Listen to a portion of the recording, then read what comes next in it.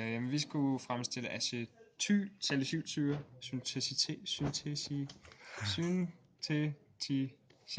Yes.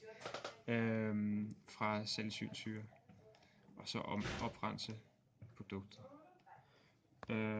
Og det er så foregået ved, at vi har, her er en tegning af syntesen, og så har vi så salicylsyre her, som har en penolgruppe og en benzosyregruppe og en hydroxygruppe. Og den laver så en esterbinding, en iltbro, og her er det så eddikesyre, men det er så eddikeanhydrid den har faktisk her i vores forsøg. Og så har vi så dannet en iltbro mellem de to, og vi så får så acetylsalicylsyre.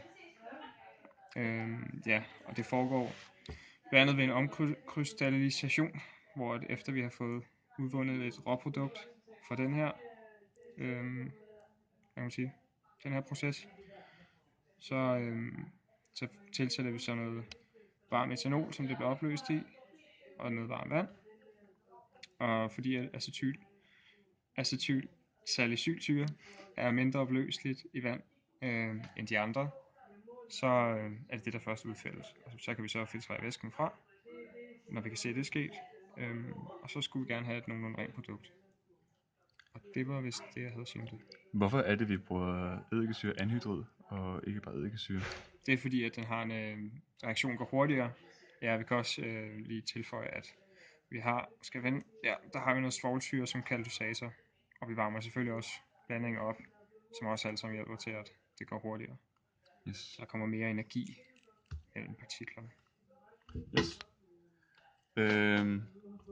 Forsøget foregår med, at noget salicylsyre og noget eddikesyre-anhydrid bliver blandet sammen med noget svovlsyre, som der er vores katalysator, og den bliver dækket og varmet op i et vandbad, hvor vi ligesom prøver at opløse salicylsyren. Når den har været der i cirka et kvarter, så vil vi prøve at udsætte den for noget kulde, fordi vi forventer en krystallisation. Og der går lige noget tid med det, men når vi ligesom forestiller os, at syntesen er færdig, og den er nogenlunde færdig krystalliseret, så tilsætter vi 100 ml vand, der ligesom renser krystallerne. For at rense det yderligere, så laver vi en omkrystallisering, hvor vi så opløser stoffet i noget etanol, for at, som Stefan siger, få udfældet vores acetylsalicylsyre som krystaller.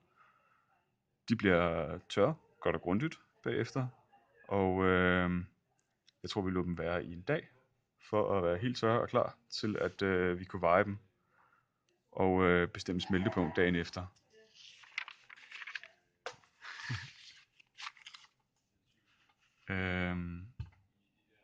Så har vi jo lavet lidt beregninger på det. Og det mest intuitive kan man sige, at det forventede smeltepunkt vil være mellem 135 og 143 grader. Og vores smeltepunkt var mellem 128 grader. Eller var 128 grader. Ja. Så man kan sige, at det er en indikator for, at vi har et rimelig rent produkt.